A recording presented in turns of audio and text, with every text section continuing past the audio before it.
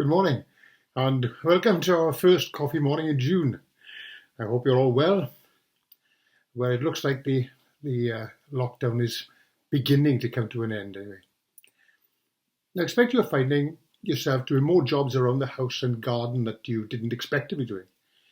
I found myself far more occupied in the garden, particularly doing jobs that I would have probably left to others, partly because I don't have the kit and partly because I don't have the skill or the knowledge to do it as well as I would prefer it to be done. Now, there are a couple of things I could do about this. I could buy the kit, online if necessary, and set about doing the kind of thing that Monty Don does in his garden. After all, he does a great kit and his garden is splendid. So all I need then is the kit and I'll be okay, right? Or I could learn how to do it first and then buy the kit. Which of these would be the best plan? Well, neither, because both of these options depend on having the equipment and tools to get going, when what is really needed is the will and the drive to do it. This is a mistake we often make when we set out on a new venture. We're inspired to follow an ambition or wish without a clear idea of what's involved. Any golfer will tell you about the chap in the golf club who has the very best clubs, trolley, shoes, gloves, and all those other mysterious things that some golfers find irresistible in the pro shop or mail order catalogues. But they're no help to him because he has never learned how to properly hit the ball.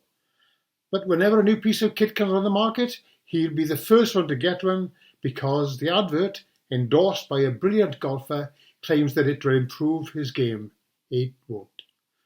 10 minutes studying the action of a 15-year-old expert swinging an old club of his father's would do far more to improve his game.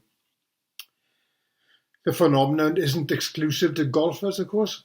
I've watched fly fishermen festooned with thousands of pounds worth of carbon fibre and Gore-Tex fail miserably, while the old codger with the ancient cane rod finds fish after fish because he's got a good idea where the fish are and how to catch them. This is because he learned over the years what worked and what didn't. The chances are that when he started out on his fly fishing career, he took advice, watched the more seasoned anglers, and discovered that there were certain rules that, if observed with care, would bring him closer to the object of his ambition to be a better angler. These ideas of how a person could benefit from a considered approach to a new endeavour is easily adapted to any venture that would need a measure of knowledge and skill. The important points are to decide on your goal, seek out advice of a trusted expert, and be guided by them. Don't be afraid to ask questions, and be prepared to debate points when information is not clear or appears conflicted. Your mentor will have the experience of having made lots of mistakes of his own and found solutions. And then there is the kit. Once again, take advice from a trusted source.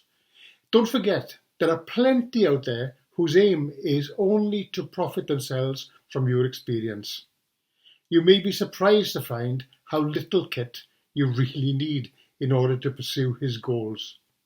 The subject of an earlier essay, Christmas Evans, managed with very little kit indeed. Keep safe and keep well.